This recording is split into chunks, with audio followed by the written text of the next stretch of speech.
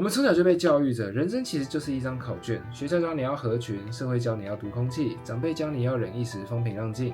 只要你乖乖的在这些人生的空格里填入社会期望的标准答案，你就能获得一个安稳的未来。这就是所谓的教科书式人生。但是各位有没有想过一个问题？如果这个标准答案代价是必须要杀死掉你自己的灵魂呢？今天我们要讲的这个主角就是一个来自熊本县的17岁少女伊森妮妮娜。她看着考卷，手里拿着笔，却怎么样写不下去。最后，她做了一个让所有人都无法理解的决定。她决定撕毁考卷，只身一个人逃到了陌生的城市。Yokoso Galas Bando Kai no Segai。这不是一个关于少女成名的励志动漫，这是一部关于伤痕、关于誓言，以及我们该如何在一个充满谎言的世界上保持真实的纪录片。为什么妮娜会变成现在这个样子呢？看过动画的人可能一开始都觉得说这个主角太麻烦了，就是一个政论怪物，尖锐，随时像一个会咬人的刺猬。很多人说他性格扭曲，但在后续的剧情来看，我觉得这不是个扭曲，这是一个生存本能。就在故事的后面揭开了一场非常残酷的真相。在老家的高中发生过一场霸凌，当时全班几十个人全部都选择保持沉默，只有妮娜一个人站了出来。她以为她在做正确的事情，她以为正义会得到伸张，但是现实却给她一个最荒谬的一击。被霸凌的矛头全部转向了自己，这还不是最可怕的。最可怕的是，那位他拼命保护的受害者，为了重新融入这个班级的小社会，他选择了背叛。他加入霸凌者的行列，甚至私下对妮娜说了一句令人有点恶心的话：“你就去道歉吧，这对大家都好。”其实我当时看到这段剧情的时候有点共鸣，因为我国中其实有发生过类似的事情。各位想一下这个逻辑，在那个环境下，正义被扭曲成了多管闲事，受害者变成了加害者，而学校和父亲为了所谓那大人的面子，以及老师对他们说以人才的成绩他绝对可以保证录取大学，逼迫人才签下和解书，而且还要承认说这场霸凌就是双方都有错。如果连你保护的人都否定了你的正义，那你的坚持还有什么意义呢？人才的世界在这一刻彻底崩塌了，他拒绝道歉，反复地喊着马西嘎瓦奈，跑到了广播室里面播放的空之箱，彻底封闭了自己。在剧中有一段描写，人才其实已经站在了悬崖的边缘，如果他当时没有听到这首名为《空之箱》的歌的话，他可能早就亲手结束了自己的生命。这就解释了为什么人才对这首歌有着近乎疯狂的执着。这不是追星，而是幸存者的信仰。他必须证明这首歌是对的，因为如果连这首歌都是错了，那被这首歌拯救回来的他自己也就失去了活着的理由。但是这故事最讽刺的地方来了，那种拯救了人才性命的空之箱，对于他的创作者Momoka来说，却是一道无法缝合的伤痕。Momoka他是谁？他是传奇乐队 Diamond Monster 的前主唱。他为什么会退队呢？他退队是因为音乐理念不合，以及不愿意商业化的歌曲。没错，这些都是直接的原因。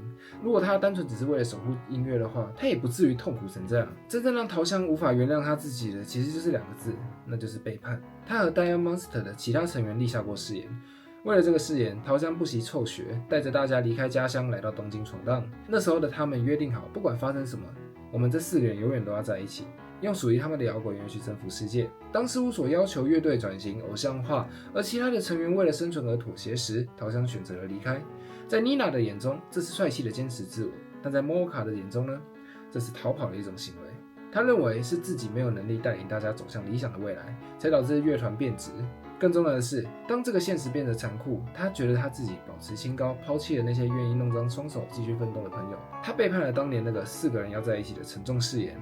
那种只有我一个人逃走的罪恶感，才是他自我厌恶的根源。这就是2人之间最大的矛盾点。妮娜是空之箱的信仰者，她活下来是因为她觉得这首歌是正确的，而桃香呢，她是空之箱的背叛者，她的痛苦是因为她觉得写出这首歌的人，她自己是失败的。桃香带着妮娜去钻石星辰的演唱会，在中间呢，Momoka决定退队。Momoka跟人菜中间有发生一小段的争执，最后Momoka带着妮娜去了钻石星辰的演唱会，本意是想让她认清现实，让她死心。但人才是怎么做呢？他并没有温柔的安慰，也没有像少女乐队一样的梦幻唱歌。而这位争论怪兽呢，选择了最直接、最笨拙，却也最真挚的方式，拆穿了Momoka的伪装。面对想要逃避的Momoka，妮娜把积压已久的情绪一次爆发出来。她拒绝成为Momoka怀念过去的替代品，而是强迫Momoka正视眼前这个活生生的证据。你应该守护的并不是回忆中的你自己，而是让更多人听到你歌声的愿望。你在害怕什么？站在你眼前的是从你那获得勇气、振作精神，才从痛苦解放出来的人啊！是和你歌唱感到幸福，想和你一起赌一把的人。最后，他给了Momoka一记灵魂的重击：Momoka，不要把我当逃避的借口。这是一场灵魂的急救。妮娜硬是用这股蛮不讲理的生命力，把莫莫卡心里的雷给拆掉了。她像是在质问：如果你否定了过去的自己，那就是杀死了现在的我。莫莫卡被妮娜硬生生的从自怨自艾里的泥沼里面拉了回来。他们不再是单纯的乐队伙伴，他们成为了彼此生命的共犯。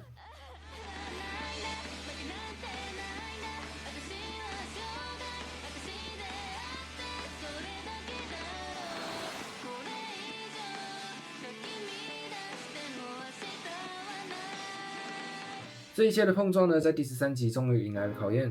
这时候的次次乐团呢，已经获得了唱片公司的合约，眼前就是武道馆，就是成名之路，是所有玩乐团的梦寐以求的成功。然而，这份成功是有代价的。为了证明实力，他们尝试正面对决，结果新歌上线的时候只换来惨淡的103点击。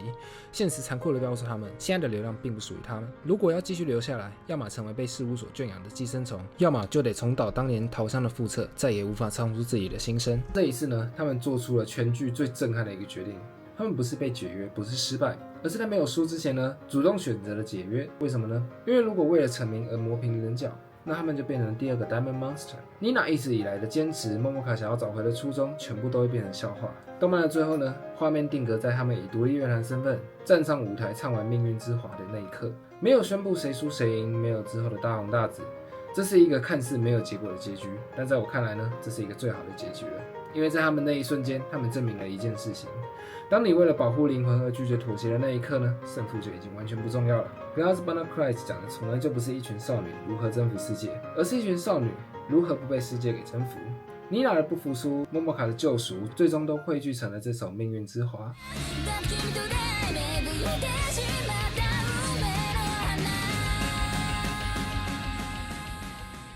大家注意到这个西马达了吗？在日文中，这个并不是单纯的过去式，它往往带着了一种糟了、无法克制，甚至本来不想但却还是发生了这个意味。这说明了什么？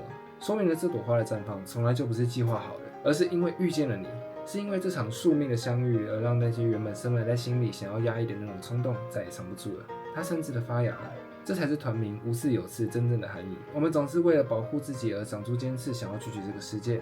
但这首歌也告诉了我们，正因为遇见了那个对的人，我们内心那朵名为真实的花，即使在充满荆棘的道路上，也会无法阻止它的绽放。如果在座的各位也曾经因为坚持己见而受伤，也曾经因为不想随波逐流而感到孤独，那么这首歌就是献给你们的，属于你们的命运之花。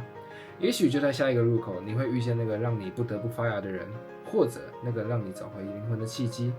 愿我们每个人都能在认清生活的真相后，依然拥有竖起小指与这个世界立下誓言的勇气。以上的话有部分都是我个人的观点，以及在网络上找到资料。如果有错误的话，请在楼下指正一下。如果你喜欢这部影片的话，可以帮我按赞、订阅、加分享，然后帮我热推这部影片，让更多人都能知道 GBC 这部故事到底在讲什么呢？我是西瓜，我们下次再见，拜拜。